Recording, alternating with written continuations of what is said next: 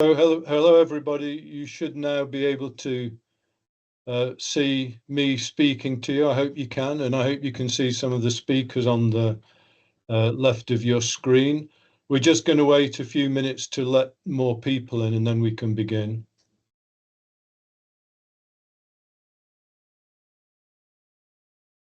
We still have a good number logging in at the moment. There's some people in the lobby still, isn't there? Yeah. It might be worth automatically setting that to let them in. Yeah.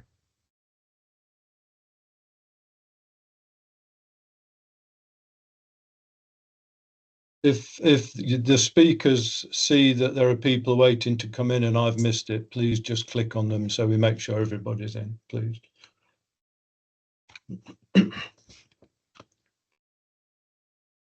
And just wait one more minute and then we can start.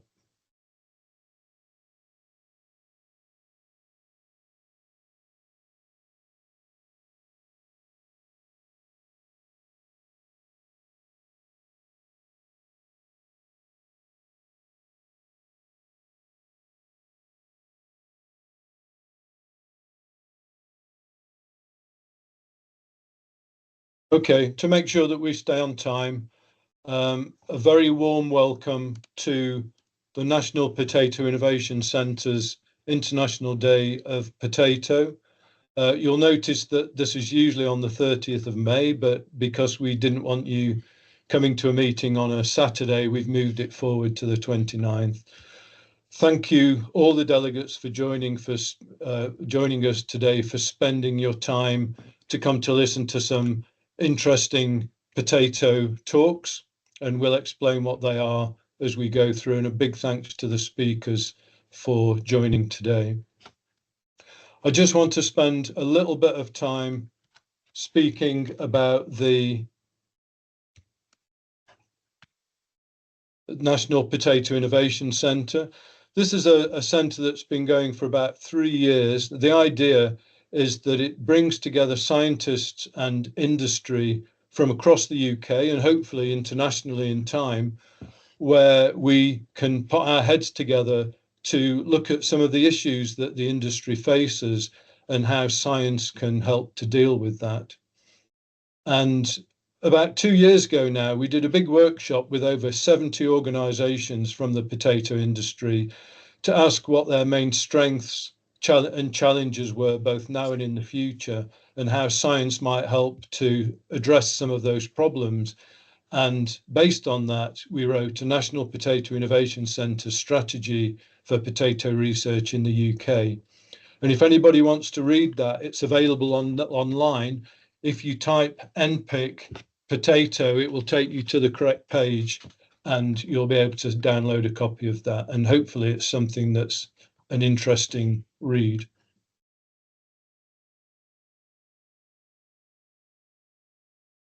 Most of the work that we're doing based on this stakeholder feedback focuses around improved varieties, on pest and disease control, water and nutrient use efficiency and soil health, climate change, and novel products. And novel products are things such as proteins, bioplastics, fibers, both for food and for clothing, bioactives for health and cosmetics, and many other things, which we hope will be able to add to the economic value of potato in the future. Okay, so on to today's event. We have 6 fantastic speakers, and I'll just go through them quickly. First of all, we have Alex Godfrey. Alex is a British potato grower and chair of GB Potatoes. He's the director of his family farming business in Lincolnshire, which grows potatoes and other arable crops. And he was previous chair of the NFU Potato Forum, and he's going to give us an update today about GB potato industry. Next, Cedric Porter is a UK agricultural journalist and market analyst, best known as the editor of World Potato Markets, And if you haven't seen that, I certainly strongly advise you to see it. It's a fantastically useful magazine to keep you up to date with what's happening in the markets. He served on the UK Trade and Agriculture Commission, worked as a non-exec director in the potato sector, and supports sustainable farming initiatives through LEAF. And he's going to talk about the upturned world potato market. Next, we have Kerry Leslie, who's a Scottish agriculture consultant working for SRUC. She advises growers on potato agronomy, seed production, soil health, storage and crop management, both in Scotland and the wider UK. And she's going to talk about outcomes from a big project that was carried out in Scotland over the last 5 years called PCN Action Scotland. We'll then have a break, followed by Sasha Menia. She is a specialist in, she's an entrepreneur in residence at the Sainsbury Lab, specialises in commercialising research in potato disease. The work focuses on improved disease resistance and crop resilience through advanced genetic approaches, and she works on collaborative projects aimed at developing more sustainable potato production systems and accelerating the use of precision breeding tools in agriculture. She's going to be speaking about precision breeding in potato. Next, Rob Ward is CEO of Vitagri. Vitagri's growing health program promotes better understanding of how farming methods influence the nutritional quality of crops, including potato. And he's from a long-established farming family and remains actively involved in regenerative farming. And he's going to speak about beyond yield, soil health, and nutrient density in potato. And then last but not least, Gordon MacDougall is a plant scientist from the James Hutton Institute, which is the same place as me, specialising in chemistry, crop quality and health benefits of potato and other crops. He contributes to collaborative research projects aimed at extending the use of potato biomass through circular economy routes, including valorisation of co-products for novel end users. So a big welcome to all those, and we look forward to hearing more about it. If I haven't made it clear yet, my name's Ian Tote. I'm the director of the National Potato Innovation Centre, and I'm very excited to be chairing this meeting today. So I'm now going to move on to Alex, who's going to be speaking about the GB potato industry. And if I could ask the other speakers, please, to switch off their cameras, that would be fantastic. So over to you, Alex. Great, thank you for that introduction, Ian. Good morning, everybody, and happy International Day of the Potato. For those who haven't come across GB Potatoes or don't know enough about it yet, I'll just give a very brief introduction to the organisation. So we're in our 4th year. Our role is to represent growers, packers, processors, merchants and the allied trades, giving us all a voice into government, its agencies and media. We work closely with various other industry bodies to make sure there's no duplication and to make sure that we get our voice into the right place in the best possible way.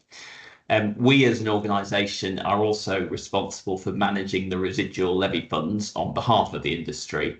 And through all of that, we push the agendas that we collectively as an industry need. So this webinar this morning was titled The Changing World of Potatoes, could equally have been titled Potatoes in a Changing World, I think. Changes everywhere. But first of all, I thought I'd start with what hasn't changed. So we were reminded in 2025 that potatoes respond incredibly well to sunlight. We were also reminded that our market is highly inelastic. Those two things going together have certainly created consequences in GB and the EU. We also know, and it hasn't changed recently at least, that we mustn't rely on government for solutions. It's down to the industry itself to solve its problems. And I'm sure there are lots of other things that haven't changed, but the final one that I've noted down is that we are at the mercy of world events, and that's been highlighted again earlier this year. So what do we know about what is changing? So the biggest, I think, slow-moving change to hit our industry is that consumption seems to be continuing to decline. The choice for us as an industry is, do we manage this decline, or do we try and do something to arrest it? Do we have an appetite as an industry to do something about it? I don't have the answer to that this morning, but what I can say is that GB Potatoes is going to be investigating options on what we can do to promote the potato as a healthy, a versatile, a delicious option for people's diet, with a place in every diet in the country. But it will be up to the industry to fund any proposal that we come up with. We don't have a magic pot of money. Sorry, Ian, can I just let you know we're seeing your screen? I then wanted to go on to talk a little bit about the confidence survey. This is something that we ran through the residual levy funds as part of that project. We ran this from the end of 2025 into earlier this year. I'd like to say a big thank you to all growers, and it was just a grower survey who responded. We had 187 responses, which combined with other historic and contemporary data sets is enough for us to consider the results plausibly indicative, though we must be aware of an element of non-response bias. The survey had two parts. The first was about confidence, and the second was about collecting some data about what is happening in our industry. The confidence part of the survey was dated quickly by the fact that it closed at the end of February on the same day as the US-Israeli attacks on Iran. However, even before that, I can report that only 26% of growers were confident or very confident in the outlook for the potato industry in the next 12 months, with 43% being pessimistic or very pessimistic. Over a longer 5-year horizon, that position was reversed, with 37% being confident or very confident and 24% being pessimistic or very pessimistic. These are some highlights from the survey that I'm very happy to share with you this morning. There will be more detail being released in the next couple of days. There was very little variation between the sectors when it came to confidence, although interestingly, seed growers were slightly less pessimistic over the 5-year time horizon. There was also very little variation based on the size of the grower, with the exception being that growers of less than 10 hectares of potatoes were the most confident. Also, interestingly, short-term pessimism was much greater amongst those with 20 or more years experience in the industry than it was amongst those with less than 5 years. I'm not exactly sure what that tells us, but I'm sure we can all draw our own conclusions. Speaking to a webinar that I imagine is quite heavy with researchers, one message I do have to share is that opinion amongst the growers who responded was split on whether research is addressing the challenges facing the industry. 45% said it was, while 53% said it was not. And that again was consistent across different categories of grower. The topics considered most relevant included disease management, soil health, and variety breeding. The biggest challenges identified by growers were crop protection product availability. So 89% said that was extremely or moderately challenging. Water availability, which 82% said was, and environmental regulations, 83% that, although more of those were moderate rather than extreme. When asked if rising costs were impacting long-term commitments to investment, and again, I would remind you this question was asked before the Iran war, 57% of growers said that rising costs were impacting their long-term commitment to investment, while a further 30% said they weren't yet, but they would be likely to. So I imagine a number of those 30% could well have swung into the 57 by now. Where growers, coming on to the area statistics that we also gathered through this survey, so where growers reported a mean area in 2025 4.6% higher than in 2024, with 58% of respondents saying they'd increased area and only 20% that they'd cut it. Seed growers reported the same mean area in both years. We also asked about intentions for 2026, and again, I would remind you this was before the conflict in the Middle East. 12% of growers said they intended to increase area, while 33% intended to cut back. And on that question, seed growers answered in approximately the same way as ware growers. We will be running this survey again in 2026, but much sooner and with a faster turnaround so that we can give some results for it this autumn. I'm aware that there is some opinion in the industry that thinks we're better without data. That's a view I do not share. I think evidence, and this is the best way we have found yet to gather evidence, is the best basis for decision making. I've referred a couple of times to Iran. That is the wild card outside any of our control. Everybody in the supply chain is feeling the pressure, but the price takers are the weak points, growers and consumers. Any help given by government or retailers to consumers must not be at the expense of growers. And there is some evidence that retailers at least understand that, although government proposals to remove tariffs on crisp imports don't give me confidence that the UK government does understand it. 3 months in, it's still far from clear where the pieces will land, so this remains a watching brief, but sustained high fuel and fertiliser prices do appear to be setting in. So we may, I say may, need to see a return to, for example, fuel surcharges on top of contract prices. GB Potatoes is involved in discussing all of these issues with government and other stakeholders. One that we have been very definitely involved in is discussions on the SPS agreement, the sanitary and phytosanitary agreement currently being negotiated between the UK government and the EU.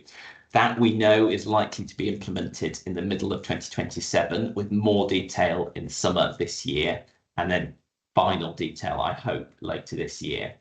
We are still waiting to find out what implementation will look like, but ultimately we must expect full dynamic alignment on all plant protection product rules and most other rules affecting food.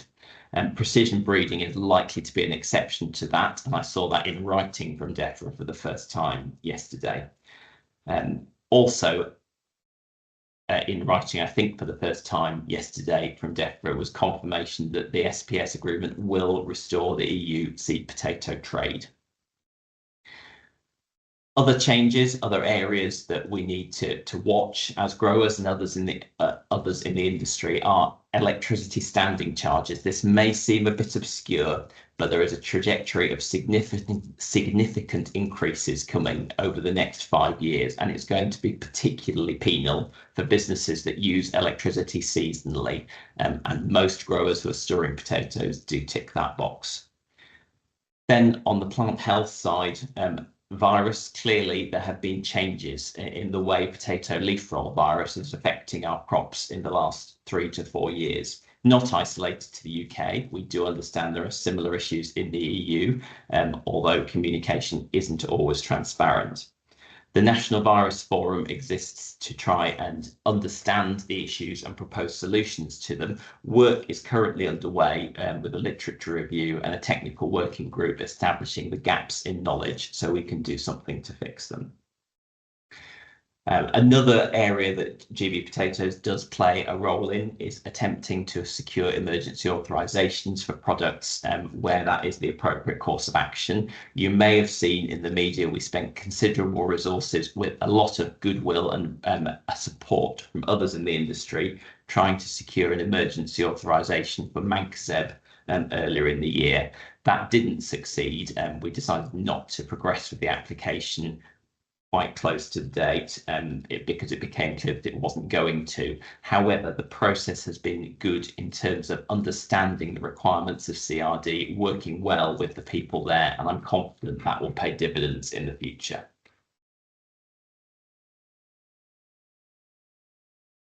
Another change, I'm focusing on the changes here. This one's slightly longer term, and Cedric may have more to say about it shortly, but we need to keep our eyes on China and India. They're definitely ones to watch in the longer term. Exports of frozen fries from both countries are increasing rapidly, and the seed industries in both countries are developing fast. China's government has a stated aim of driving up domestic potato consumption. What must it be like to live in a country that has that as the stated aim? I think I'm quite envious of that, at least, but we ignore them at our peril. And then another activity that GB Potatoes and the National Potato Innovation Centre are jointly involved with is organising the Potato Industry Summit to be held in London at the end of next month. We will be including policymakers, retailers, researchers, supply chain and grower representatives with an attempt to create a strategy for the industry and address many of the challenges that we're currently facing. Potatoes will be part of the government's horticulture plan under the Farming and Food Partnership Board, and I think that summit will be a key way to get our industry's needs accommodated in that plan. I think I've spoken for long enough, so I'm going to finish with just a plea. Please don't be a bystander in the future of the industry. GB Potatoes is needed more than ever. So if you or your organisation is not yet a member, please do make the International Day of the Potato the day you sign up. Thank you very much. Thank you very much, Alex.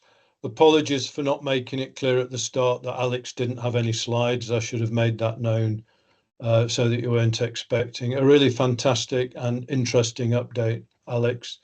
We're not going to take questions at this point. We're going to take all the questions at the end of the session at about 10:30 this morning, 10:30 UK time. But if you do have any questions, you should see a Q&A button at the top. If you press that and you write your questions in there, then we'll come back to them towards the end. And please do try and ask questions to the speakers if you have them.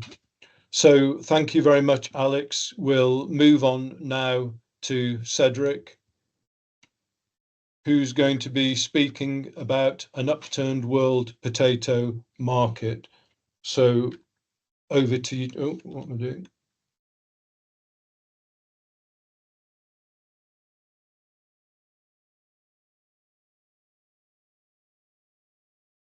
Sorry, there's an issue with my slides. Cedric, if you don't mind, can we come back to you? Yeah, I can do that, or I can share mine if you want. Oh, could you share yours? Okay, let me stop sharing now. Da-da-da. And if you can stick them in, thank you. Yeah, my screen. It's mine.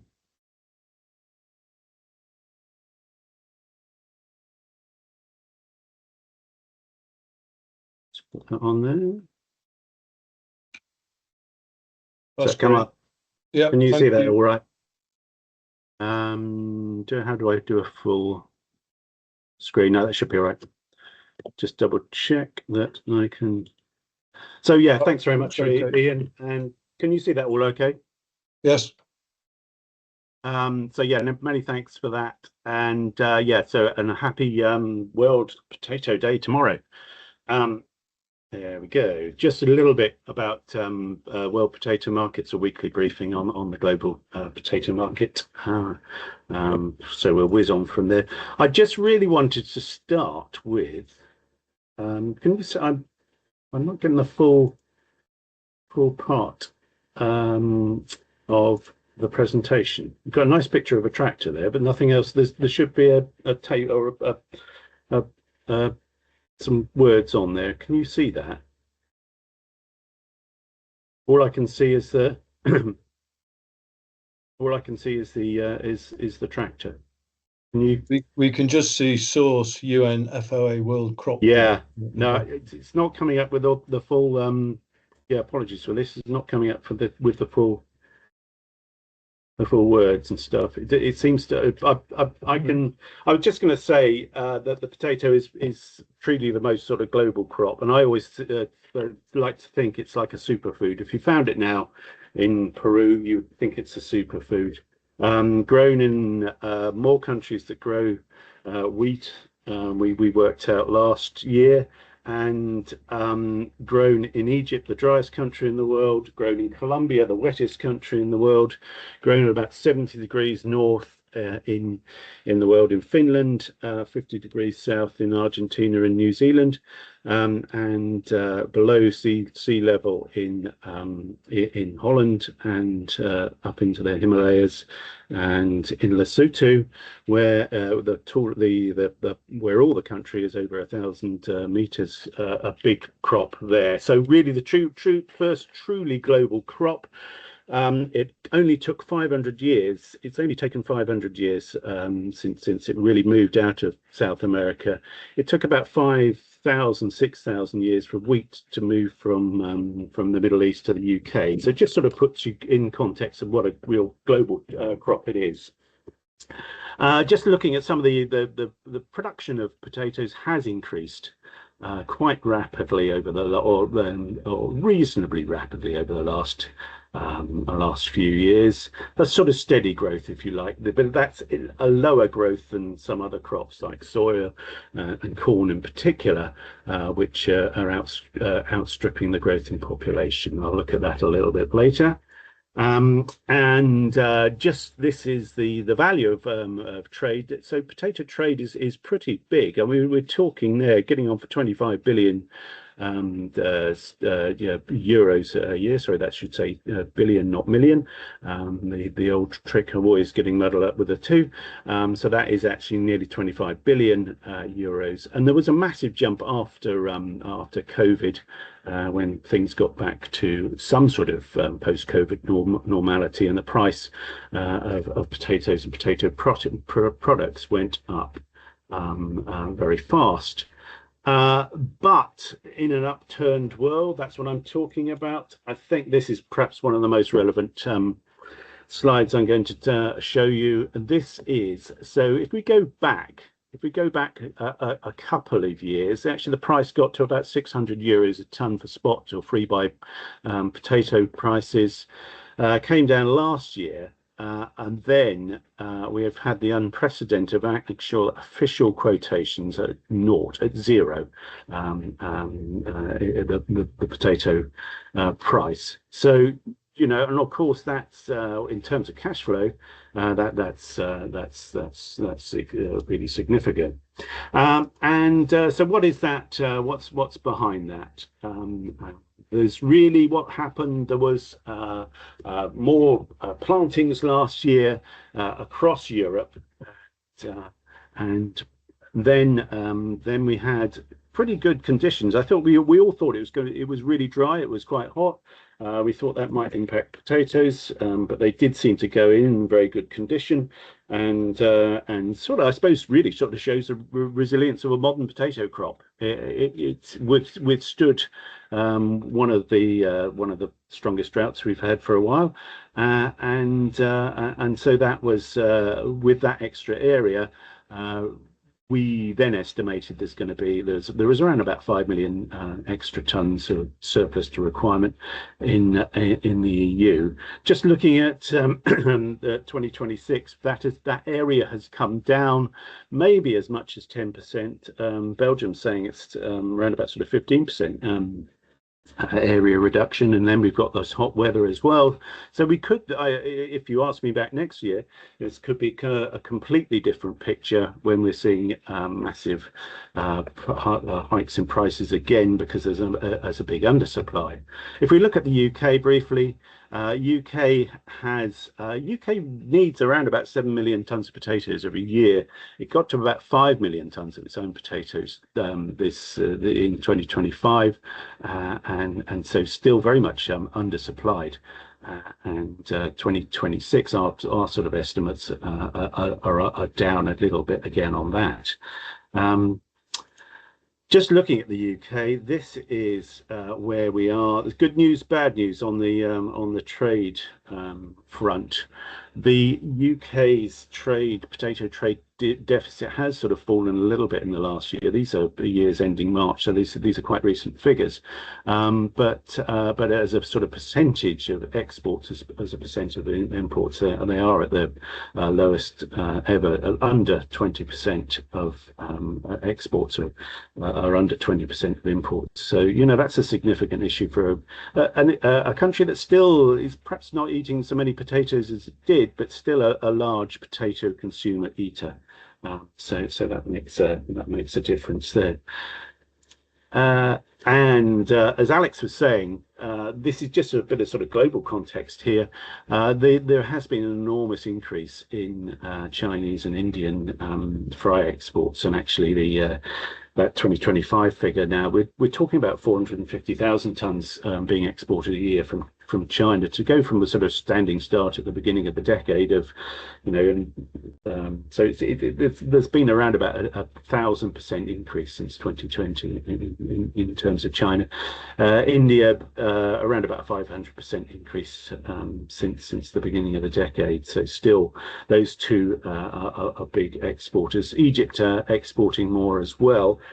A little bit of context that actually, even still with these two together, they're not exporting much more than in a year than Belgium and the Netherlands do in a month. So that is a little bit of context, but of course that has sort of taken some of the market share from European suppliers. There's not that much Chinese and Indian fries coming into the UK yet. I was in the US last year, and we had a taste test of fries from around the world, and they are not significantly different. European, US, Chinese, and Indian fries. So, if people are looking for price, they'll be looking at those. So if we go, so there is increased processing capacity, especially in China, and that could mean further exports. I think whether we will see a plateauing at some stage, that actually a lot of these extra fries that are being produced will be consumed, and potato products and other potatoes that are being grown in China and India, they will be more consumed at home as well. We're talking populations of 1.3 billion people. So of course, if you have an extra helping of potatoes, even if certainly once a month, but even once a year, would make quite a difference to their market. So there's a lot of potential for internal growth there. And there is some sort of evidence of rising prices from Chinese and Indian product, because that's really what a lot of that export has been built on. That they've had lower prices as well. But we're a very much a changed and volatile world, and of course we've got the Strait of Hormuz crisis. I don't know what's it's about 9:30, so I haven't looked at the news for the last 20 minutes, so something could significantly have changed in Washington since then, although, well, you like to think that Trump does sleep at some point, so he should be tucked up in bed at the moment. But just that sort of volatility, and obviously we've seen increase in some of the costs, and I think that ongoing crisis, or building crisis, if you like it, in terms of fertilizers, particularly for next year. This year, perhaps not such an issue in this part of the world because of when the crisis happened.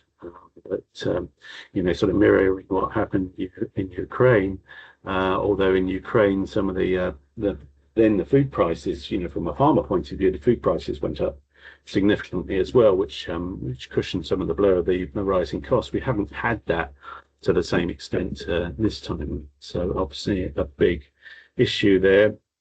Just this one as well, pressure on demand as well. GLP-1s, and there's significant number of people in America, in Europe, or particularly in the UK now, on GLP-1s, and the NHS looking at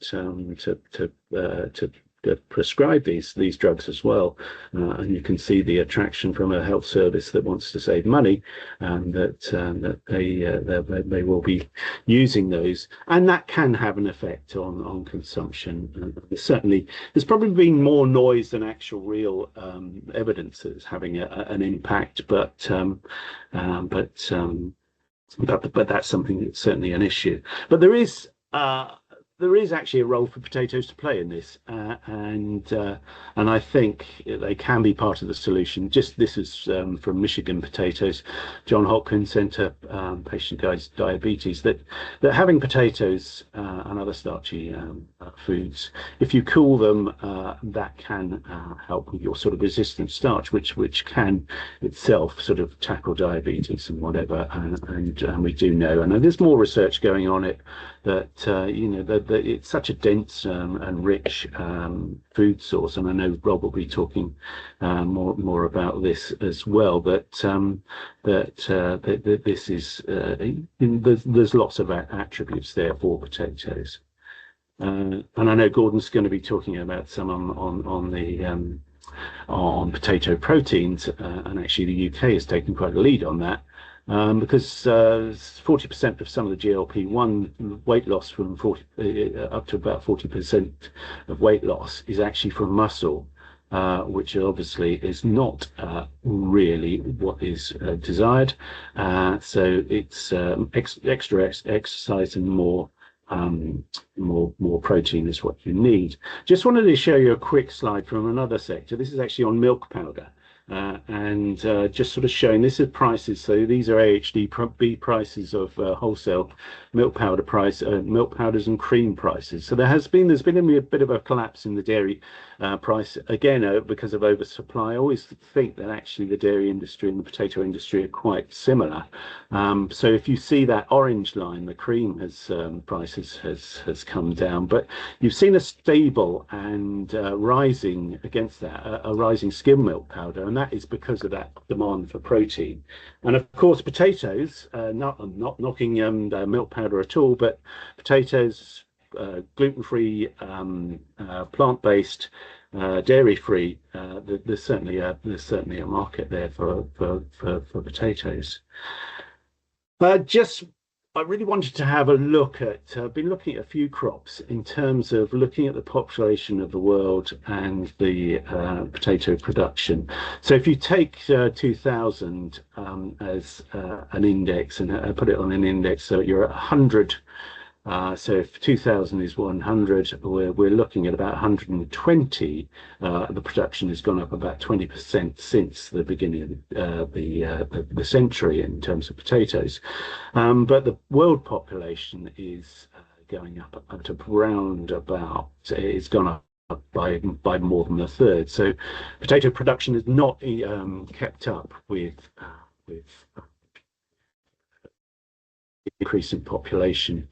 It has in the last couple of years, and actually I think we need to remember the world population is still growing, but it's actually growing. It's growing at less than 1% a year now. That does have big implications. So everything else being equal, do we need any more than 1% more food every year? And so that is an issue. So we see low prices when we get overproduction, and so if our production is growing at 4 or 5% a year and the population's only growing at 1% a year, can't be surprised if prices go down.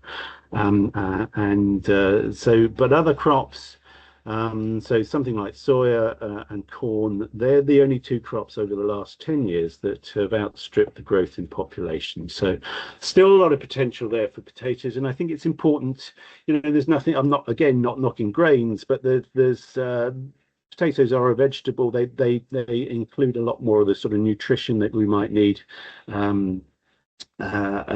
Just sort of generally, that's again, I go back to this superfood concept, that it's pretty extraordinary what is packed into potato and what a potato can do, and I think we're going to need to look at new ways of using potatoes, and I think something like the powder's an interesting one, and I think we see some of these volatile prices because we get oversupply, and potatoes really can't be stored for much more than 9 months or a year, whereas other crops can be. So drying them means you can store them, you can transport them more easily. That's why we've seen a growth in frozen fries, because they're much more, they last longer and they can be transported more easily and effectively than bulk fresh potatoes. So it will change. Things will be an upturn market does mean change, and just wanted to share this one. This is Miss Patat from Portugal in the middle, but just some of the uses that we can have potatoes, and we can really sort of celebrate potatoes on International Day of Potato. Of course, the ways we eat them, and I think the Brits eat them in as a larger variety as possible. We always call them, we don't call them fries, we call them chips, and we have to be a little bit obtuse in what we call them. Other people, parts of the world would think. But then, of course, there's lots of other things you can do with potatoes. You can make them into fibres. There's Fibre, a company in the UK, making out of potato haulm and stalks. So that's a good. So you're going to be wearing your potato pants. There's potato protein. Someone like Branston is taking a lead on that. You can even eat your potatoes with potatoes, so you can make them into recyclable or disposable cutlery. You can put it on your face. You part of your beauty regime. I probably need that, but you can use those potatoes. Always like to say that when I was a kid, you used to get your fish and chips wrapped in newspaper. Now your newspaper comes wrapped in potatoes. And of course, another really interesting uses as well, things like vaccines that don't have to be chilled and stored. They can be put into things like chips or whatever, and then sent out into parts of the world where you haven't got the refrigeration or whatever to deliver important vaccines. And of course, things like biogas, and we've seen a lot more of that biogas, particularly in Europe this year, just because there has been a surplus of potatoes. So no potato needs to go to waste. And again, not just a superfood, a super thing that you can have your beauty regime. You can put your clothes made out of potatoes on, and then go and have your breakfast made eating with potato crockery, and read your paper out of a potato packet. So there we go. That is my whiz through on an upturned market. But just to wish you all a very happy International Day of the Potato tomorrow. It's great to see lots of activity around it on social media from around the world. Really a way of the world to come together to celebrate what has been an absolutely remarkable crop and continues to be so. So thanks very much, Ian, for the opportunity, and I'll hand back to you. I'll stop sharing. Where do I stop sharing? Thank you very much, Cedric, for a really interesting talk. Apologies for the technical difficulties, which now seem to be sorted. And we will now move on to Kerry, and we'll come again. If you have any questions for Cedric or Alex, please do put them in the Q&A session at the top, or if you have problems with that, just put them in the chat. Okay, many thanks. Okay, so I'll just share my slides, Kerry, and it should be your slide up ready. You see that? It's still you and me on the screen for me. Okay, that should be There we go. now. Okay, over to you, Kerry. Thank you. Perfect. Thank you, Ian. Good morning, everybody. Thank you again, Ian, for inviting me to do this talk and be part of the Potato Day seminar. As Ian said, I am a potato consultant here in Scotland, and my background or specialism is in potato cyst nematodes. So next slide, Ian.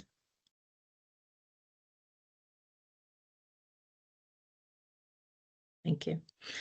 Yeah, for those of you that don't spend a lot of their weeks looking down the microscope or in fields at tiny worms. I'll just give an overview of what PCN are.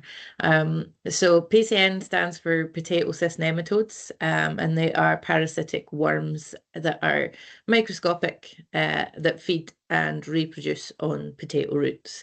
And they will also feed on other plant family members of the potato. So like they will eat aubergine and tomatoes and the like, but they're not really a problem crop for the UK. So PCN are transmitted primarily through infected soil. In Scotland and the wider UK, we have two species that are an issue. So that's Globidera pallida and Globidera rostockiensis. Elsewhere in the world, there are other Globidera species too, but again, they're not a problem for the UK. So they are an issue because they can result in up to 80% yield losses in potato crops, depending on how bad the infection is, how high the population in the field is. And they're also a really difficult pest to manage or eradicate because due to their life cycle, they have a really long survival. So once your field is infected, they can be there for 20 plus years. So this picture along the bottom is one of my favorites from one of the projects that I will be talking about in a minute. We had field trials in previous years, and this was in the crop adjacent to our trial.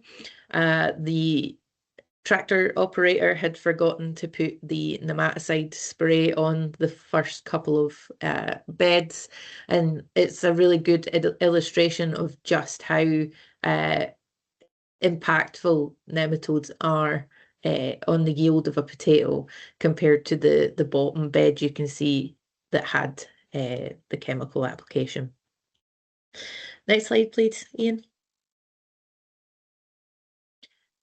So PCN Action Scotland is, or was, it is just finished, a 5-year government-funded project between 9 industry partners. So we identified that PCN was a growing issue for our potato growers, and we wanted to bring the industry together to try and tackle and manage the problem. So it pulled together research institutes like the James Hutton, agronomy and consultancy businesses like Scottish Agronomy and SAC Consulting, which is part of SRUC, more practical, technical companies like Soil Essentials, statisticians, and government employees as well. So it was, and I believe still is, the biggest plant health project that the Scottish Government has ever funded to date.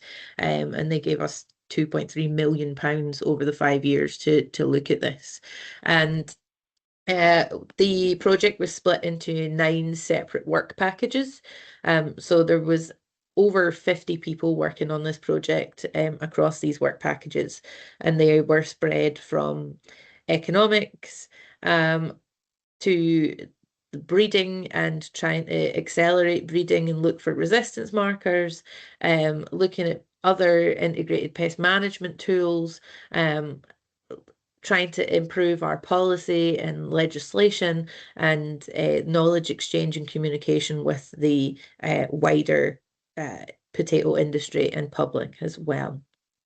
So as this talk goes, I'm going to just look at some of the outcomes and outputs of this project. So the first one tackles groundkeepers. So that was part of work package 6. Next slide, please, Ian. Okay. So groundkeepers, or there's also sometimes called volunteers, are potatoes that will come up through other crops where they're not meant to be growing.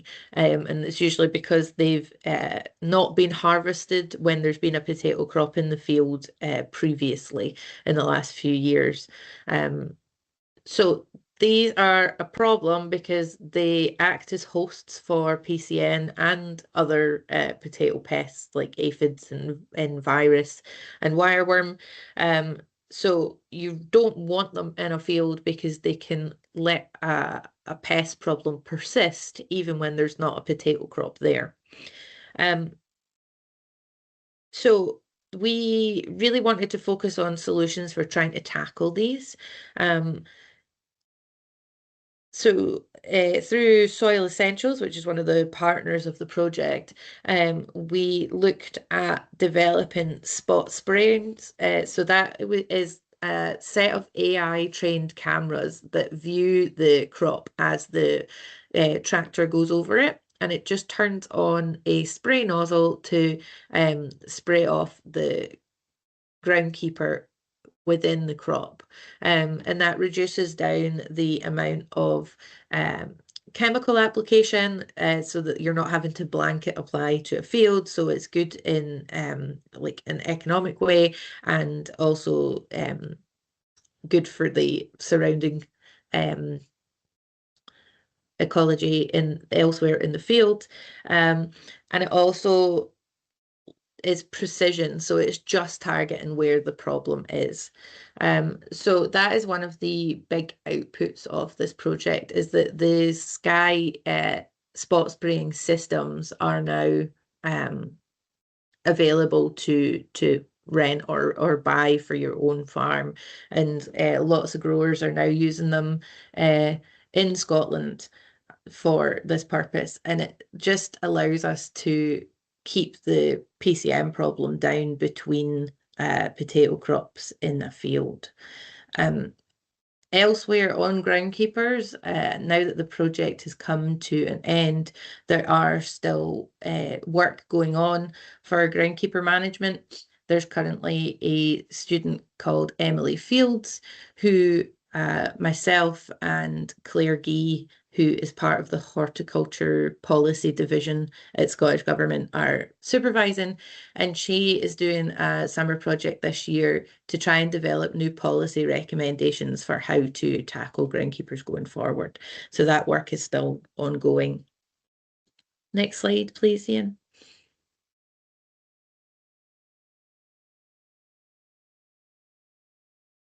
So this is just a picture of how the AI spot sprayer works.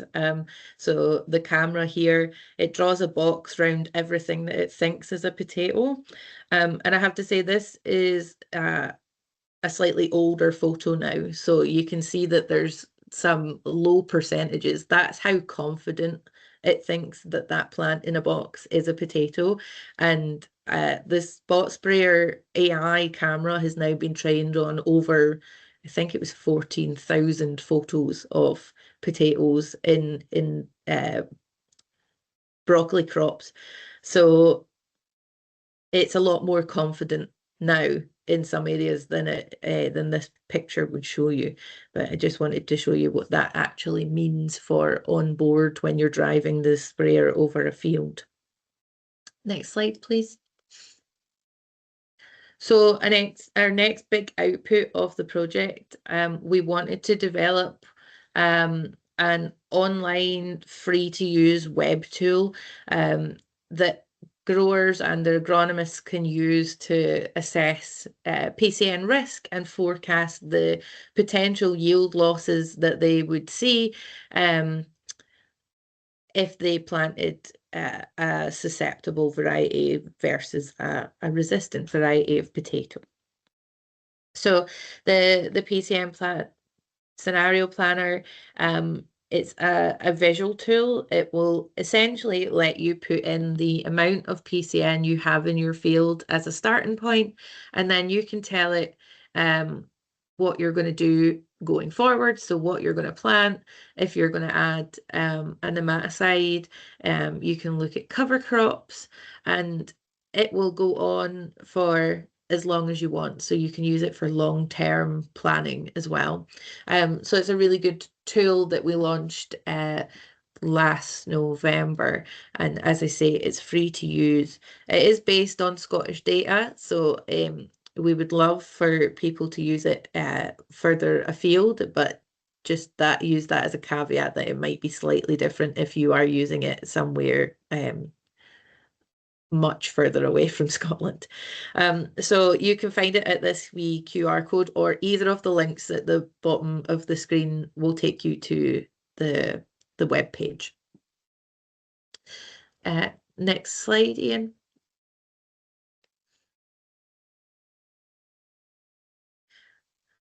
So we also looked at other non-chemical options for control of PCM.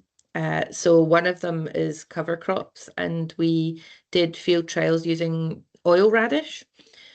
So the reason that oil radish is good against PCN is because it produces toxic compounds. So glucosinolates, which are then broken down into something called an isothiocyanate in the soil, and that's toxic to the PCM. And PCN also can't feed on oil radish, so subsequently they will die off and reduce the PCM population present. The oil radish they only produce these chemicals when the plant is damaged. So that can be in response to mechanical damage, like if you're going to top the crop with your machinery, or you can leave it for your sheep to graze on because it's safe for sheep to eat. And while the plant is being damaged, it is continually putting out these chemicals. However, we realize that not all oil radish varieties are made equal. Next slide, Ian.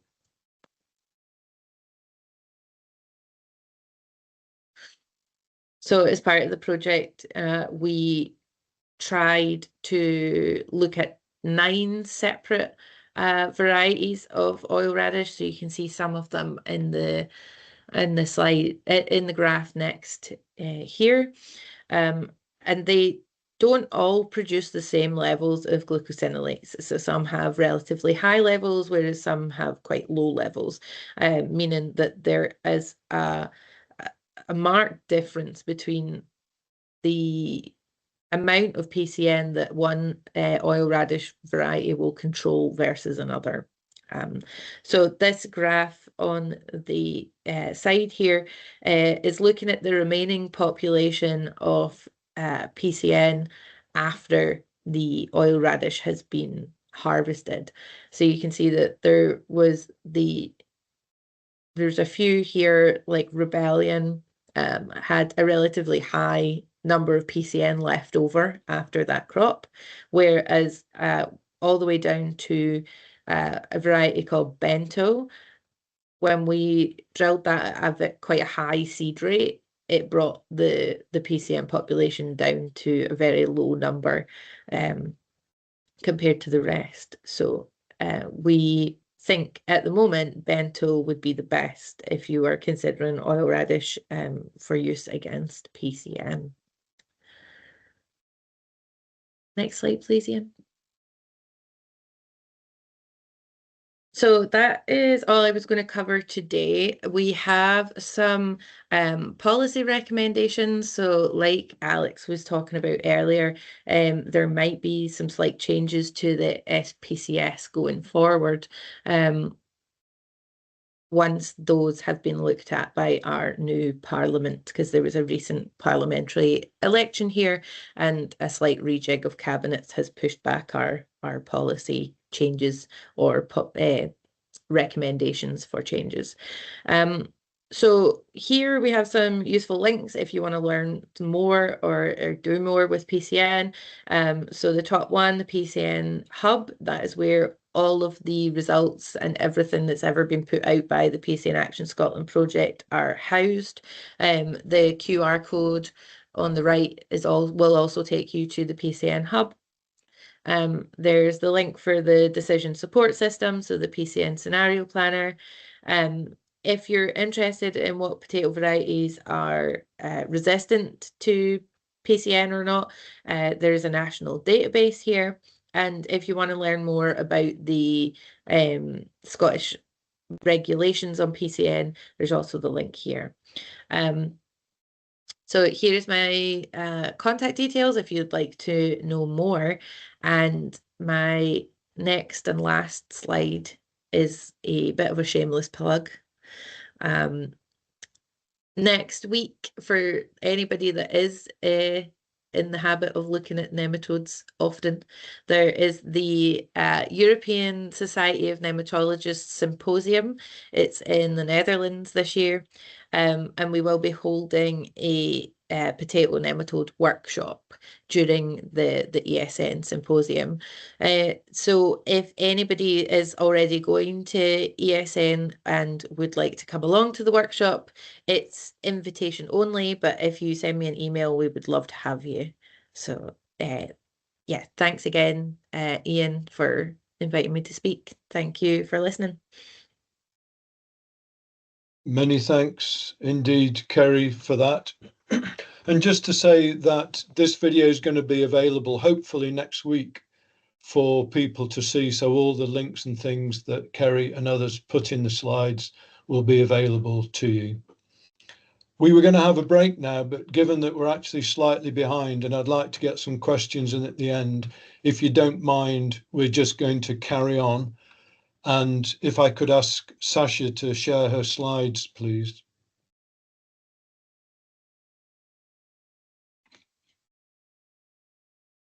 Yes, hello everyone. Sorry, need to change my camera. 1 second.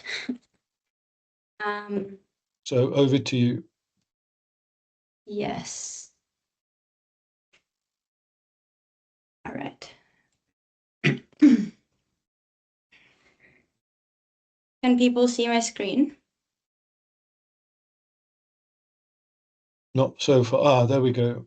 Yeah. All right. To avoid any further complications, I'm going to stick to this PDF, so apologies for the outer rim here. So my name is Sasha. Thank you so much, Ian, for inviting me to speak today. I am an entrepreneur in residence with the Sainsbury Laboratory in Norwich, where I work on commercializing innovation and plant immunity.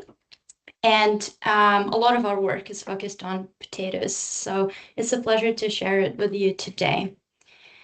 So I think it's an obvious statement in today's world that food security is a defense priority. As a person who's not British or Irish, I found it quite impressive to learn that actually blight, late blight, which has been a cause of the Irish famine over 150 years ago, is still #1 threat in the global potato production. The numbers are quite staggering. Like you can see it here on the screen that our losses, global losses to the late blight alone, are larger than the value of the UK potato sector. And the images here on the right kind of illustrate what happens if you don't protect your crop from late blight. It's truly devastating. Which results in quite a lot of protective action of over 10 fungicide sprays per season in the UK. On top of that, we have the removal of a key fungicide, Mancozeb, from the UK market. And so that means that we really need to think super hard about how we can protect our crops differently. So I would like to argue that chemistry alone is not enough to protect the plants. I think we all know that chemistry can damage beneficial organisms, but on top of that, pathogens are able to evolve resistance to almost anything we expose them to. I just mentioned that the key products have been withdrawn from the market and will be withdrawn in the future. And on top of that, the products which we can still use are extremely expensive. Specifically for potatoes, the numbers are really impressive. It's over 20% and sometimes up to a quarter of the cost of growing a potato crop comes from fungicide application. And so you can imagine that removing these costs will really change the economic of growing the crop. The good news is that we have genetics which can help us to support our work with chemistry. Specifically, plants already have quite sophisticated immune systems. If you think about it, plants, unlike animals, cannot run away from their diseases. And so they have to fight. They have to fight until the last mile. And we can use genetics to reinforce this immunity. This genetic approach means that the protection is already built into a seed. So a farmer wouldn't need to spend money and time, the valuable resource, to spray the crop as frequently. And of course, I'm not suggesting that genetics will be the only thing we can rely on. It's quite obvious that we need integrated pest management strategies. So biology, biochemistry, and chemistry will become backup solutions, but they will still be necessary. Of course, we're talking about the UK today, but I put a Brazilian flag here just to state that I really believe that there's something for us to learn from Brazil as a market. I was there a couple of weeks ago, and it's really quite impressive to think of how this country embraced the power of genetics and biology and inputs, bio inputs to protect their crops, which resulted not just in the improvement of their agricultural industry, but beyond that, improvement of the economy of the country and the quality of life of people there. So I'm going to quickly walk you through the immunity and how it works in plants, and hopefully you can stay on with me here, because this is quite complicated science, but I tried to put it in a cartoon format. So really, plants have two types of natural defense systems. Number one, as you can see here on the left, is a system based on immunity receptors.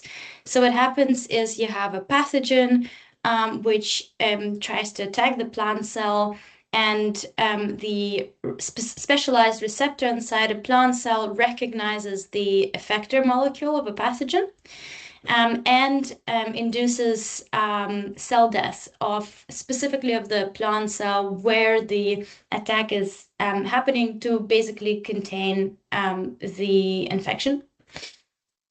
Now, on the other side, we see in blue another type of a defense based on RNA silencing.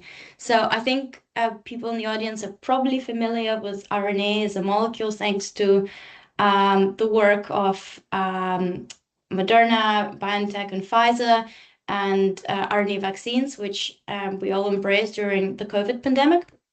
RNA is really a potent molecule.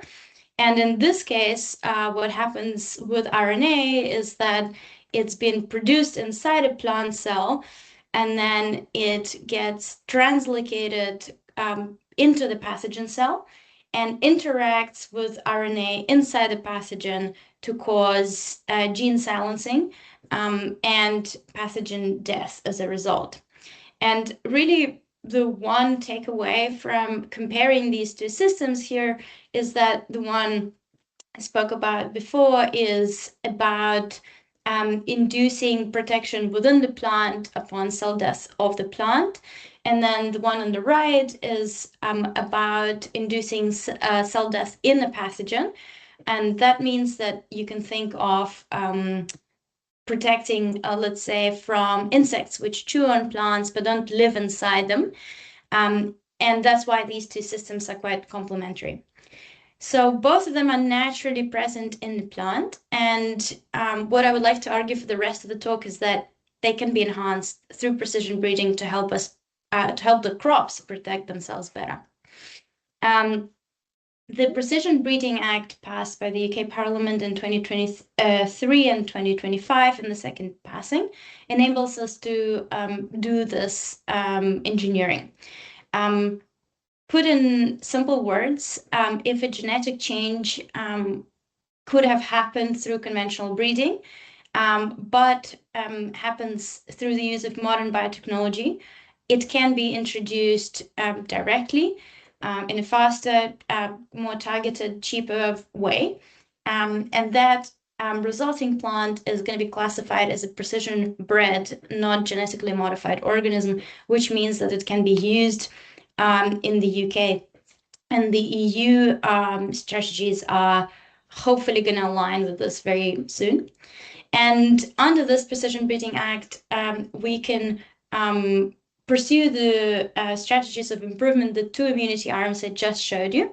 And I'm going to talk about each through giving you an example of a company we're building at the Sainsbury Lab, such as BioPotatoes, which looks into mining wild genetics from wild potato relatives to protect potato crops. And I'm sure a lot of people in this audience have heard about this project before.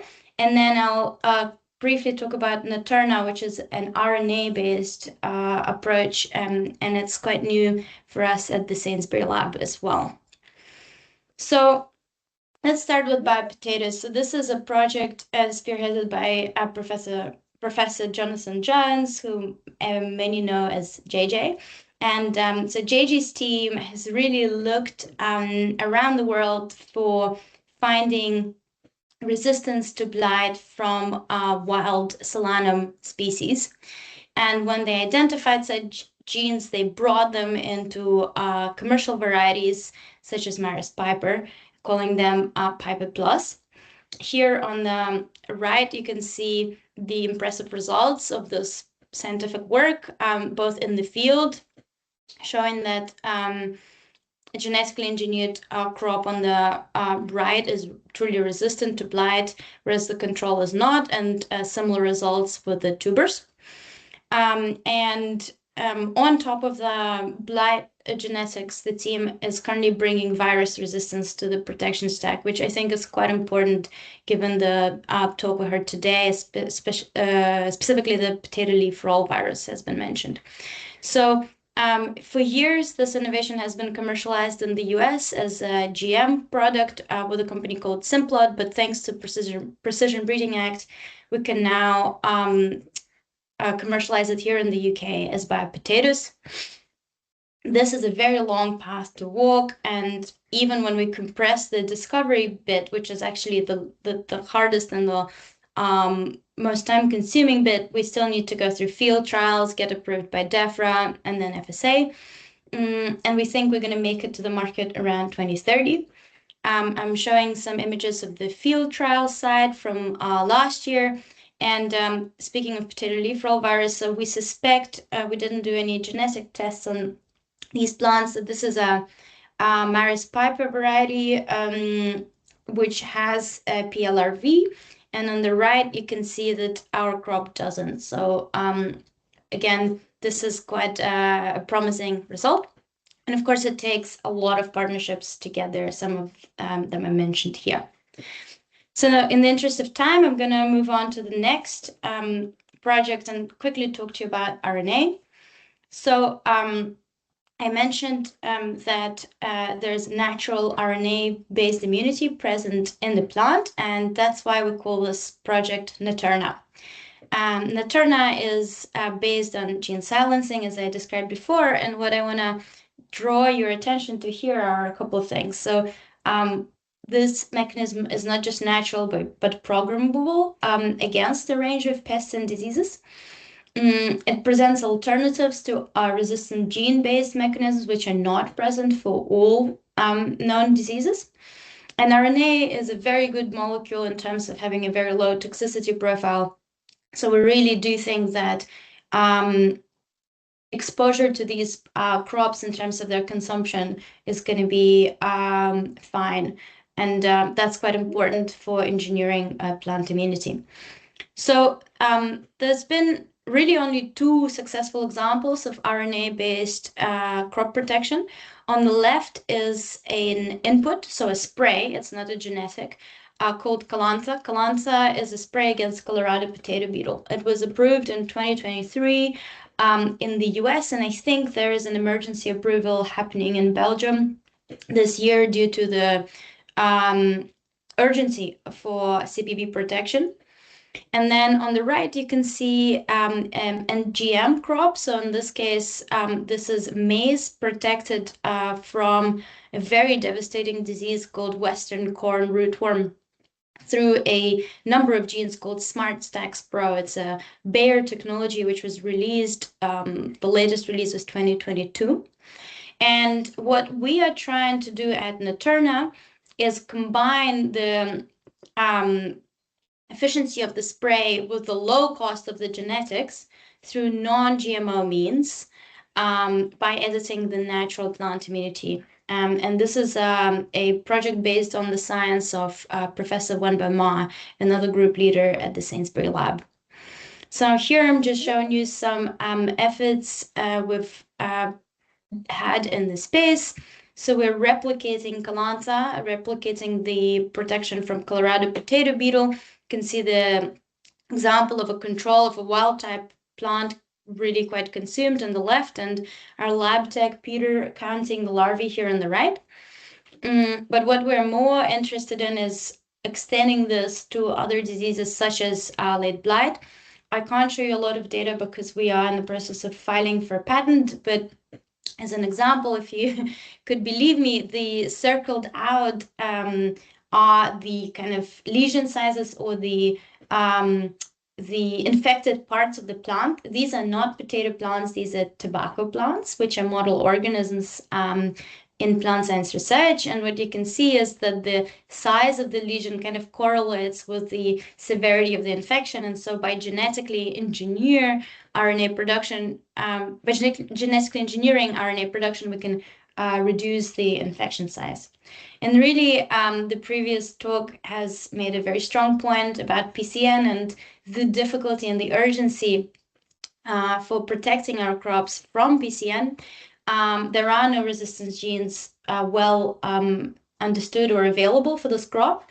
And this is $1 billion pound market, both in potato and other crops like soy.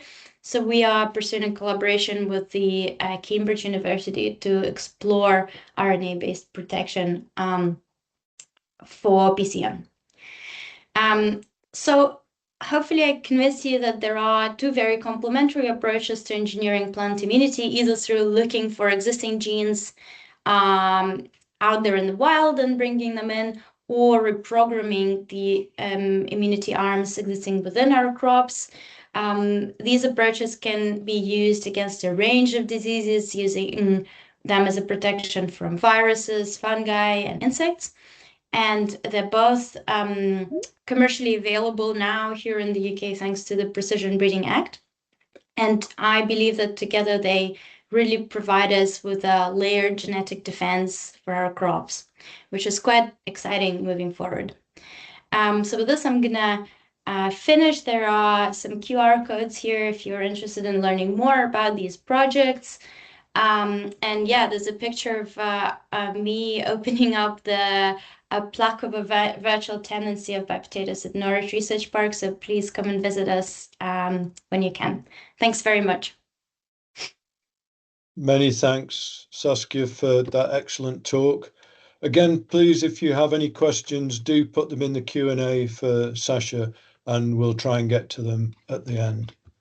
So Sasha, I'm just going to move you off the main screen, and I will put the presentation back for Rob. Rob, if you could open your camera, please. Yeah. Good morning, everyone. We're doing ready to go. Ben? And we're just sharing, so that should be up around now. Okay, so over Great. to Thank you. you very much. Shall I crack on? Yes, please. Thank you. Good morning, everybody. My name is Rob Ward, and I represent a group of farmers, agronomists, nutritionists, and scientists called VitaAgri. VitaAgri is a brand new business that's been set up to try and help understand how nutrient density can be linked to farming systems. Next slide, please. Then our work is right across the whole spectrum. Next slide, please. Thank you. That's great. where we are looking at all the food categories, including potatoes, and we are looking for farmers to work with right now who we can do some field trials with to then work out what the feasibility is at the moment to then see how we can improve it. We have built a literature library on all the peer-reviewed studies into the subject of how farming can change nutrient density in food. And essentially, it's good news-ish, I guess, for the potato industry. Essentially, what there is compelling evidence that there are changes in growing systems and genetics can be made in potatoes to change nutrient density. But it's not a slam dunk. It's not. Sorry, Rob, can I just ask, your sound's not very good. Is there anything you can do locally to improve it, do you think? Maybe there isn't. Can you hear me now or not? Is it? We can hear you, it's just not very clear. If I try, is that better? That sounds like it might be better. Can we carry on and try that? Yes, that's great. Sorry. Okay. Thank you. Okay. Let's start from the beginning, or crack on. No, I think just we could hear you. It just wasn't clear. So maybe just carry on from this slide, please. So we've catalogued all the literature we can find on nutrient density changes by farming systems, and the evidence is there is compelling evidence that there can be changes made in potatoes, but it's not enough yet to make any packaging claims. So there's a lot of work to be done, but it's good progress scientifically in place, and we'd like to work with anybody here within this group on this call to see how we can improve on that evidence. Essentially, the strongest area of this evidence sits around zinc biofortification, and that is linked heavily to the fertilizer regime, but also iron and calcium is also some areas that we can look at. Next slide, please. So, as you may or may not know, the legal obligations are on the left for what has to be declared back of pack. 7 key mandatory areas. But what they don't have to declare, and this is a claim on front of pack, the nutrition on the right. And sadly, this is the nutrition that actually farming can change. So on the left, we can't change very much, but on the right, we can do. So this is where potatoes could be adapted, particularly around iron and zinc, as I've already mentioned.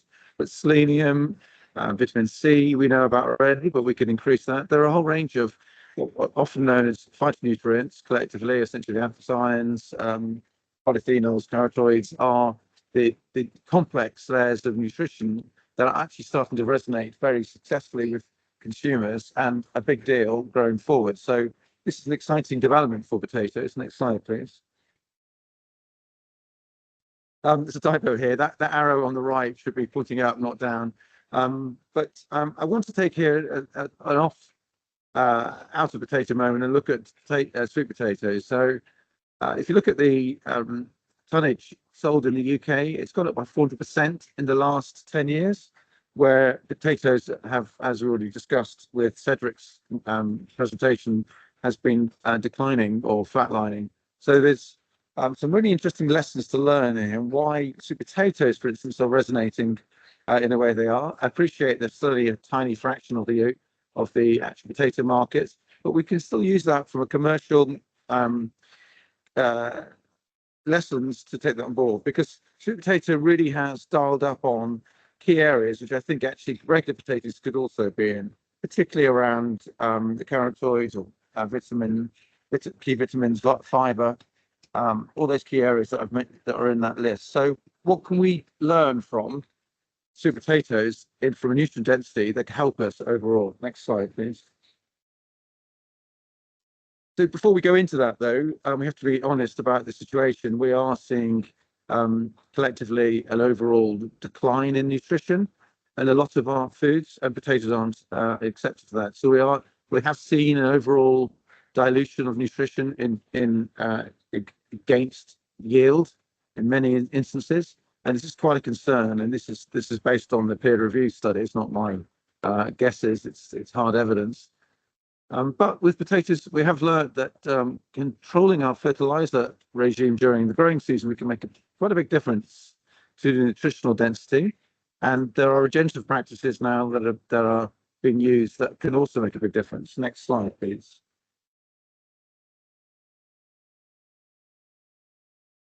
So what are the ways to make those differences? The biggest change you can make is as Sash has already highlighted, is on genetics. Selecting specifically for genetics that are high. We've already got peer-reviewed studies that are backing that up in nutrition. Then we can move into how we grow the crop, and we see iron and zinc, particularly zinc fortification, as a marketable term, is a real possibility that potatoes could be looking at. I'll move on to the next slide. These slides will be available afterwards, as Ian's already mentioned. So there's quite a lot of information there. I don't want to read out the slides. But what is the best way to go about this? Well, we've got to be really clear about one, what the direction we're going to go on, whether we actually want nutrition density and how we can actually get there. But the key is also knowing that universally we've understood now that soil biology is fundamental to linking to nutrient density. So how do we improve our soil biology to ensure that we can do that? I'm not going to tell you guys how to farm, but this is a fundamental link. So we could go into that another time, I think, when it comes to the techniques of getting there. But what we are certain about is not actually a farming identity regards whether it's organic, regenerified, or conventional, or any other label. It is actually what the common denominator for any change in nutrient density is linked to soil biology. This is following over 10,000 farmers that analysed, including many potato farms within that around the world. So it's some really clear data now that soil biology is fundamental to nutrient density. Next slide, please. Within season, so key focuses around the following: essentially iron, selenium, iodine, and boron are fundamental to within the actual growing techniques that can influence actually ultimately the higher levels of nutrient density we're hopefully going to get. And so there's some really interesting techniques you can use there. You may be doing this to greater or lesser extent, but actually as soon as you start focusing on this, based on those lessons we've learned from health claims within sweet potatoes, we can start to think about how we could actually bring this to front of pack claims for potatoes. Next slide, please. What we mustn't forget, though, a huge area, and there's a lot of evidence behind this, is that how nutrition can deteriorate post-harvest. And I appreciate a lot of you, it's not your responsibility, but of course, we are quite a few are storing on farm. So how that then affects our nutrient density, we should be very aware of that. So end of into store and out of store measuring and techniques and measures we can use to monitor that deterioration in nutrient density is very, very important, and we should be doing routinely now, and to making sure we can find ways to preserve what important nutrients are still in our potatoes. So this is a really fundamental part. There was other aspects that Cedric mentioned around, for instance, potato protein. I think that's quite an exciting area and not to be underestimated. But one of the things that I do want to say is that we shouldn't. I think GLP-1s are mentioned. I haven't got a slide on GLP-1s, but it did came up in Cedric's call. We were, the official stats on GLP-1s is about 3.5%, but actually the latest evidence suggests it's nearer 7 to 8% now of adults are taking GLP-1s in the UK, with about a further 8% on top of that of people about to take it because they think they want to get hold of them. So that's 15% of the adult population. That's a meaningful number. And when you make a correlation between statins, which is about 25% of the population, adult population taking it, then GLP-1s is a serious factor here. And this is a big reason why we think nutrient density is going to be a huge challenge going forward. So we need to bear that in mind. Next slide, please. So Vita-Agri, as I said at the very beginning, sorry, I missed the slide off. Right, so the 5 gaps, we've got to start to measure nutrition in our crops throughout the whole system. We're not doing it. We're relying on generic standardization of nutrition. This is as in the full nutritional spectrum. It's not just the 7 mandatory areas. It's a whole range of essentially called trace elements, minerals, and phytonutrients that I talked about earlier. We've got to be measuring them. If we're not, we won't know what we're going to then manage. So that's critical. And we've got to start to do a whole range of studies to start to see how we can improve on that. I'm really excited about the new varieties that you could be looking at that are stronger in nutrition than others. And then we've got to look at the economics here. You know, how can we actually get the retailers to buy into that? Well, I think the lessons of sweet potatoes are clear, and we mustn't be left behind by that. There are many interesting techniques, but what I mentioned earlier is the soil biology is highly linked to the microbial environment. So the rhizosphere encouragement here is fundamental to seeing how we can improve those nutrients. So there are going to be many techniques that we can develop that are improving that rhizosphere or microbial interaction with our potatoes, and particularly where we are actually inoculating with microbes. So there's some exciting work around that. Next slide, please. VitaAgri is a voluntary group. We're industry-wide. We're not here to make money. We're here to do the right thing for the industry. And so within that, we want to help you measure the nutrition. So we're building systems to do that. So please contact Ian, and we'll work together on how we could, as VitaAgri, with James Hutton, on how we can do that. It's a really exciting area, but if we don't start measuring, we won't know what we're up against to then hopefully improve. We've built a vast database of evidence based on peer-reviewed studies from around the world and other sectors and potatoes, to then see how we can actually get the right systems in place to make sure that we can value potatoes hopefully differently beyond yield, which is the other vision. Last slide. Or next.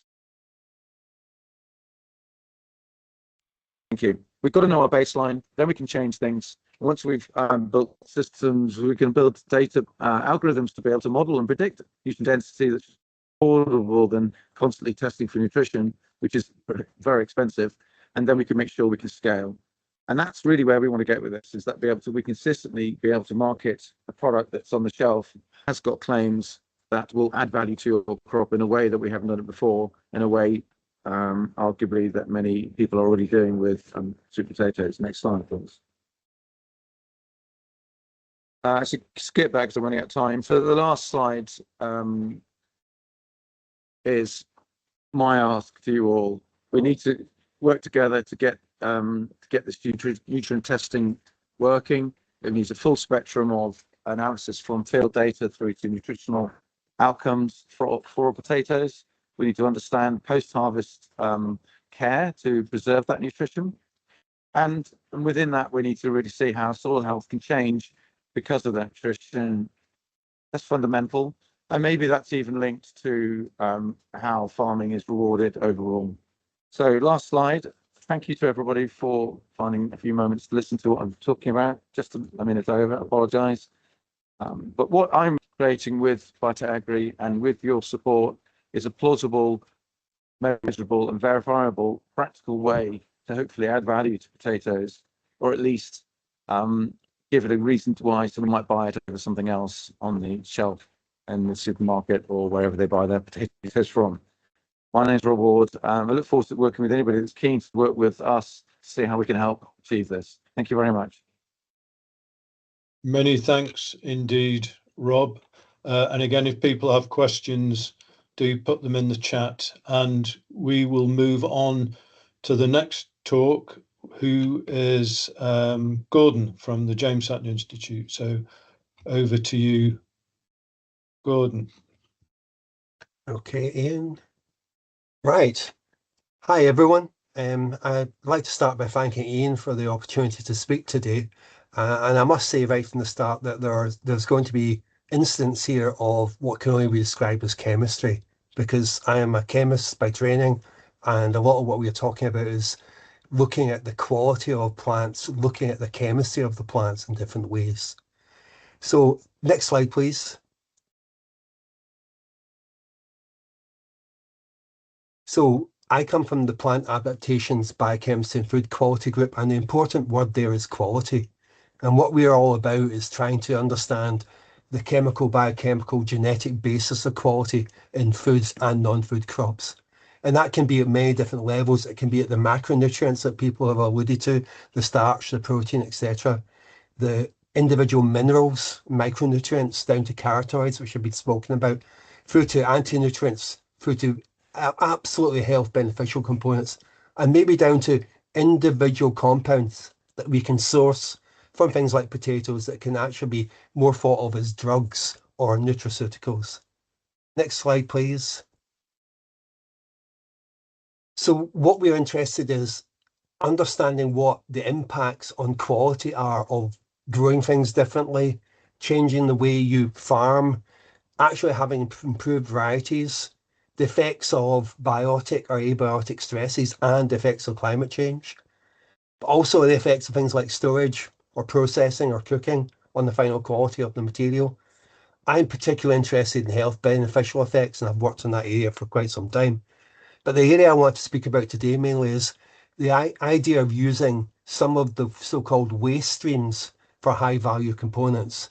So the idea of getting highest value out of the crop that you've spent all that money and energy in raising. Next slide, please. So we're very interested in this idea of the circular bioeconomy, this idea that if you've taken all this time and energy to grow a crop, you can use everything that you've grown to get the highest value out. And through this sort of general idea of working in the circular bioeconomy, we looked at valorization of waste or co-product components. And in that process, we've been talking to various people about what is actually available you could describe as maybe a crop or a plant waste that could maybe be more valorized or exploited. Next slide, please, Dean.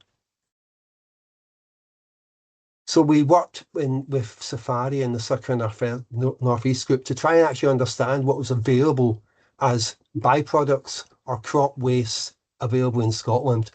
And actually, there's an awful lot of material which you can define as waste.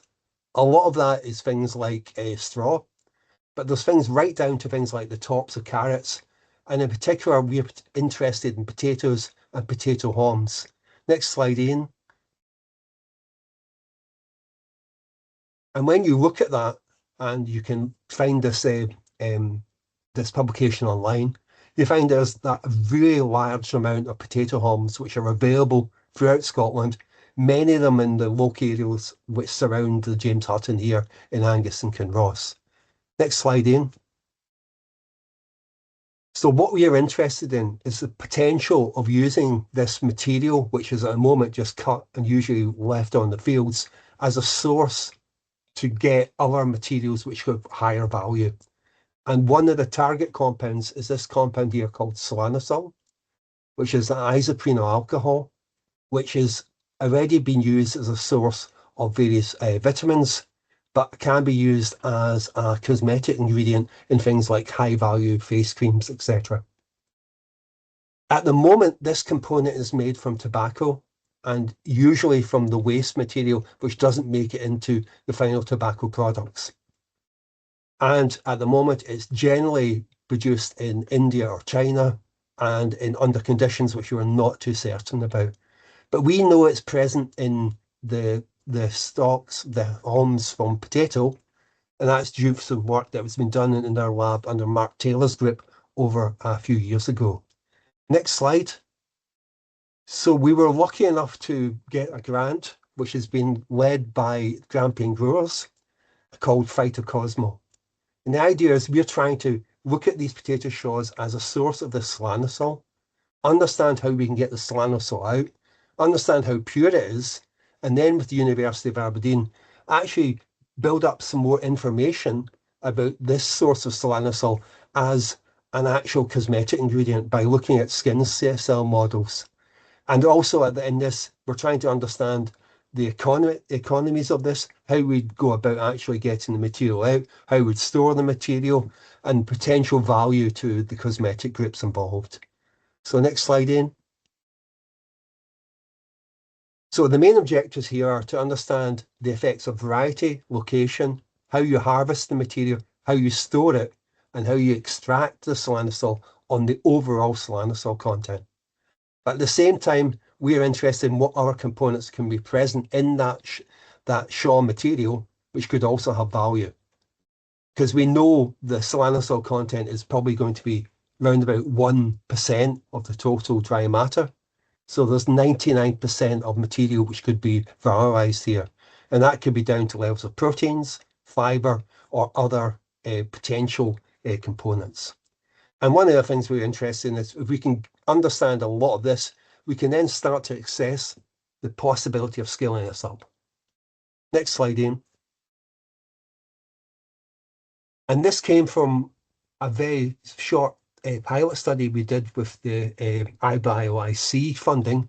And this showed that solanosol levels in the Shaws actually differed by the variety, location, and the means of harvest.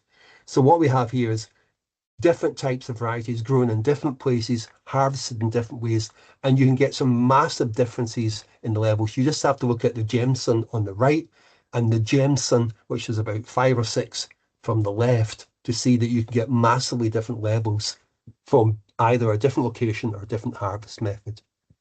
Next, Ian. Thank you. So what we are here at the moment is trying to analyze this phytochemical composition, and we're using the analytical equipment which is available to us, which is in this case is mainly LCMS analysis. And we started that using these metabolic profiling techniques. So next slide, Ian. So the first thing we did was look at total phenols. So we know there's phenolic compounds here. And basically, we found out very quickly that the total phenol value differs between the varieties we looked at. It differs where you grow it, depending on the location, and it also differs by the way you harvest and store the material.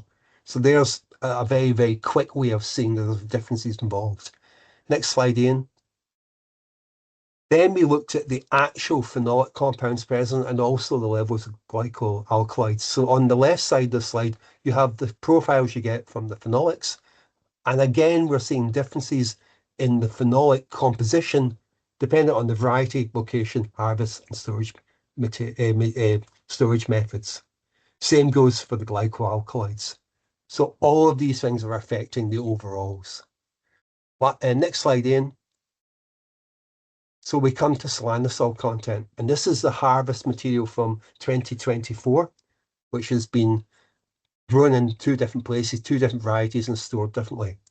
And again, we're seeing the solanosol content differs between varieties, differs between sites, differs with harvest and storage methods, but we're beginning to understand which are the best harvesting and best storage methods available. And what we're doing at the moment is we're trying to understand the purity of these extracts for solanosol and the other components, and what else might be present there. Next slide, Ian.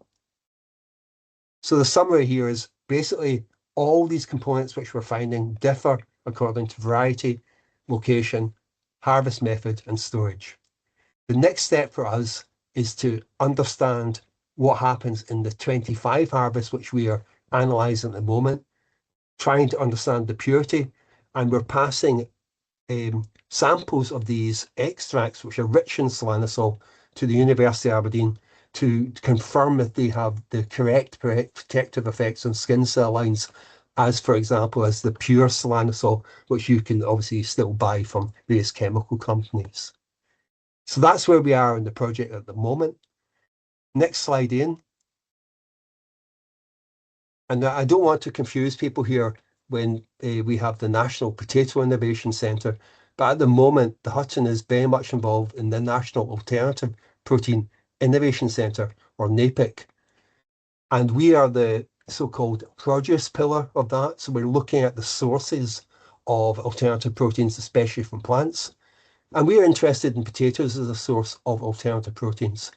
And that could be through breeding new protein plus varieties, which is not my area at all, but it's something that perhaps somebody else in the group could speak to. But I'm particularly interested in looking at the potato proteins present in the waste streams that could be involved during processing. So next slide, Ian. And Rob's already sort of spoken about this. There's not a massive amount of protein in tubers, but the great advantage of the potato protein from tubers is it's exceptionally digestible, has the complete amino acid profile you need for nutrition, and a very good percentage of essential amino acids. From a food processing side, these potato proteins also have very good functional properties. So they can do things like form gels, they can take oils, they can emulsify, they can actually do a lot of what egg proteins do in a lot of products, such as produce foams and volume. And they can actually produce structural gel networks in meat-free protein products that make those products look more like meat structures. Interestingly, the potato proteins have also been shown to increase muscle recovery in those people who are doing various exercises, and that's in a similar way which has already been proven to various milk proteins. At the moment, most of these potato proteins are as a byproduct from potato starch production or as a byproduct in the production of things like frozen potatoes in the processing water. But I'm very interested in is that could it be actually obtained from our potato waste? And this is an area, but through our involvement in NPIC, that we'll be looking at over the next few months and years. So last slide, Ian. So I'd quite happily like to ask for questions here and just again acknowledge that our partners here, Grampian Growers is the industrial partner, University of Aberdeen is the main academic partners, and ourselves. And also thank to all the people in our group who have contributed to this piece of work. Thank you.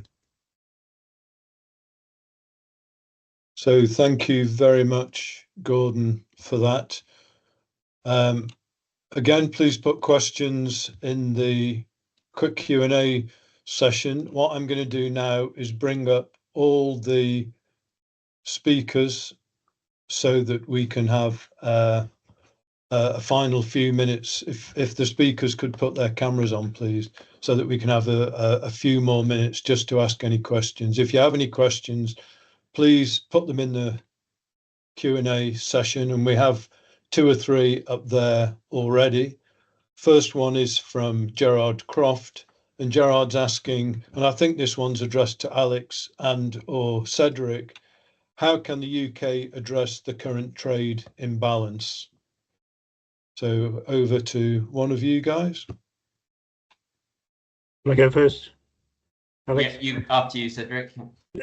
Yeah, no, I think, I mean, it is a big issue. We are very close to the, in frozen fry terms, we're very close to the factories in Belgium, Holland, France. So it's, I think really we need to be looking at value and what we are doing differently. It's great to see all those sort of genetic stuff that we're doing in this country. And I think we are, you know, in that leading pack in the world. And something like proteins as well. I think we're really sort of leading on that. So, and also our sustainability in an era when we're looking more about food security. We've got longer rotations than other countries. Potatoes can be an integrated crop with other crops as well. So, if we try and compete on price, I don't think we're going to get very far. But we need to be looking at value and what we can do differently, and then that will probably push some of the imports back and encourage export. I'll just add to that then. I do agree with Cedric. I think also we do need to arrest the decline in consumption in the UK and make sure we have a stable policy environment that encourages all in the industry to invest so that we can produce potato products efficiently. Okay, thank you very much indeed. We have a question from Ben Firth who asks, one for Sasha, I think, although people can answer as well, other people can answer as well. What risks, if any, does continued regulatory realignment with the EU pose to the long-term stability and implementation of the UK Precision Breeding Act? I think it poses challenges, but not risks, because we are a small market. Like, if we don't realign with bigger markets, we will always struggle to produce something for international trade. So in a way, it has to happen. Of course, The challenges are that in the EU, the alternative to the Precision Breeding Act would be called Next Generation Technologies Act, and they rank the crops in 2 tiers, NGT 1 and 2. Whereas we don't have the tiered system. We either have a precision bred organism or a conventionally bred organism or GM, but GM doesn't really exist here. So I think short term it's really challenging. But long term, my opinion is it's necessary to make us competitive on global markets. Thanks, Sasha. And then Gerard's got a follow-up question. Precision bred Maris Piper, have you managed to comply with DUS requirements to national list as a variety? Yes, excuse me. Great question. So actually, I don't work on the project anymore, so I don't know what's the latest update. We were really thinking hard about it in the beginning when I was still there, and the idea was that we would provide very easy lab tests to basically have a lab way of identifying that the crop is different. And then when we spoke to DEFRA about this, I think they said that we shouldn't be worried about it for now. Have things changed since then? I don't know, and I'm happy to follow up and let you know, but it's a very good question. Of course, the problem is that these crops have been designed for years now, so it's quite difficult to retrospectively change the flower color or something else. And also, we don't want to put visual changes just for the sake of that. So I think lab tests will be the way to go. Great, many thanks, Sasha. A question for Gordon, and this is the last question so far that we have. So if you want to add a question, now's your last chance. Gordon, this is from Hamish Coots, how will growers have to change harvesting techniques to permit quality home retrieval? That's a great question, Hamish, and it's actually part of the study. We've used certain harvesting techniques in the first harvest, and we try to adapt existing ways of cutting the haulms and then retaining and harvesting them. But one of the things is we are still finding out, because what we have found so far is that some components are very stable to these harvesting techniques and storage, and others aren't. The solanosol is quite resilient in some ways, but less so in others. So it's still a question to be answered. Basically, we have still some work to do. Thank you, Gordon. I'm just looking at Shivani's just put a comment in the chat. Piper Plus project looks extremely promising. Curious to know more about it, such as what are the scope of commercializing those transformants in the UK, Europe and Asia moving forward? Yes, thank you for the comment. Great to hear this. The genetics used in Piper Plus would be applicable to European varieties as well. I kind of alluded to the fact that this genetics is commercialized by another company in the US. So Piper Potatoes is currently in negotiations to have access to some of this genetics in Europe.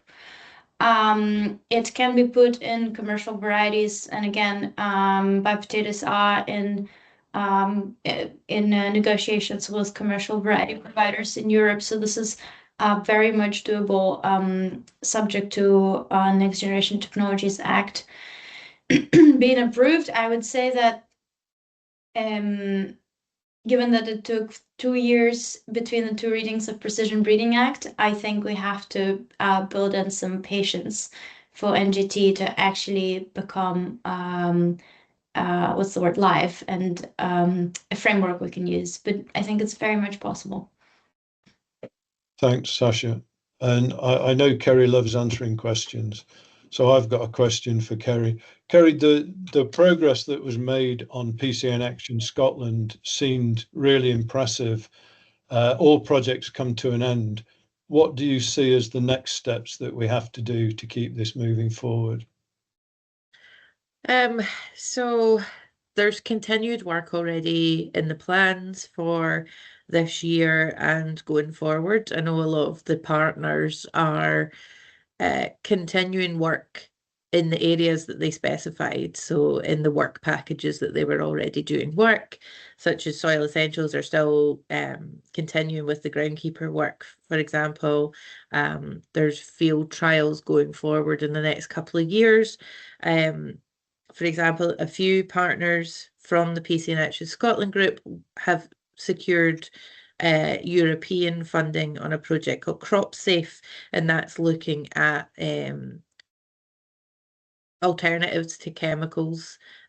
So that's gone from right down to finding new actives. They've been tested in the lab. They are currently in glasshouse testing, and then they'll come to my team in the next couple of years for field trial testing. So the work of the project, it's definitely was not a hard stop. PCN has been eradicated by the end of the project, but there's a lot of work still going. And as I mentioned, we've got the workshop at the European Nematology Symposium next week. That workshop is in collaboration, partnership with PAPAS, which is the nematology project out of Idaho in America. So they're still continuing work in America, and with NemaMerge, which is based in the Netherlands. So the Europeans are still working on it too, and we're all trying to work together going forward on that. So I hope that answered the question, Ian. Yeah, great. Thank you, Kerry. And I'm not going to let Rob get away without answering one as well. So final question in the last minute, Rob. How do we change an industry mindset moving away from yield to focusing more on nutrition? For a while. I think the key is that we need to make sure that we want to try and get an outcome in nutritional changes. We need to make sure that there's buy-in within the supply chain. Your sound's not very good again, Rob, I'm afraid.